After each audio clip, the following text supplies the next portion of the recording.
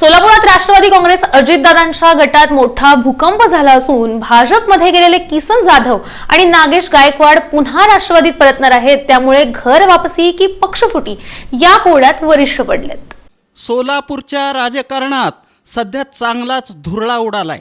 अजितदादा पवारांच्या राष्ट्रवादीत सगळं आलबेल नाही हे आता उघडपणे दिसायला लागलंय। 4 दिवसांपूर्वी रातोरात भाजपमध्ये गेलेले 2 माजी नगरसेवक आता पुन्हा घर आठवू लागल्याची चर्चा रंगली आहे। कारण एकच, भाजपमध्ये तिकीट पक्कं नाही। तिकीट नाही म्हटलं की सर्व तत्वज्ञान विचारधारा बाजूला पडतात आणि थेट जिथं संधी तिथं वाटचाल अशी राजकीय गणितं सुरू होतात। त्यामुळं किसन जाधव आणि नागेश गायकवाड हे दोघे पुन्हा अजितदादांच्या राष्ट्रवादीत येण्यासाठी धडपड करतायत। पण इथंच खरा पेच निर्माण झाला आहे।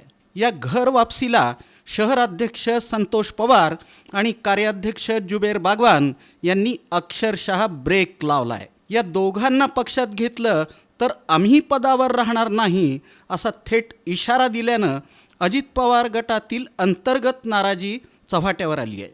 म्हणजे बाहेरच्या पक्षांशी लढायच्या आधीच आतल्यांचाच सामना सुरू झाला आहे। याच पार्श्वभूमीवर कृषी मंत्री दत्तात्रय भरणे यांच्या उपस्थितीत हॉटेल बालाजी सरोवरमध्ये बैठक सुरू आहे। पण प्रश्न एकच आहे, घर वापसी करायची की शहराध्यक्ष सांभाळायचे? आणखी एक महत्त्वाचं म्हणजे या सगळ्या गोंधळात आता शिवसेना शिंदे गटाचीही एंट्री झाल्याची चर्चा आहे। कारण राष्ट्रवादी काँग्रेस अजित पवार गट आणि शिंदे सेना यांची नुकतीच युती झाली आहे।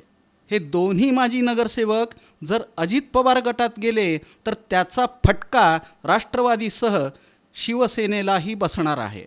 म्हणजे एकाच निर्णयानं 3 पक्षांची गणितं बिघडू शकतात। एकूणच काय तर भाजपमध्ये तिकीट अनिश्चित, राष्ट्रवादीत अंतर्गत बंडखोरी, शिवसेना शिंदे गट सतर्क आणि सोलापूरचा मतदार हे सगळं शांतपणे पाहतोय।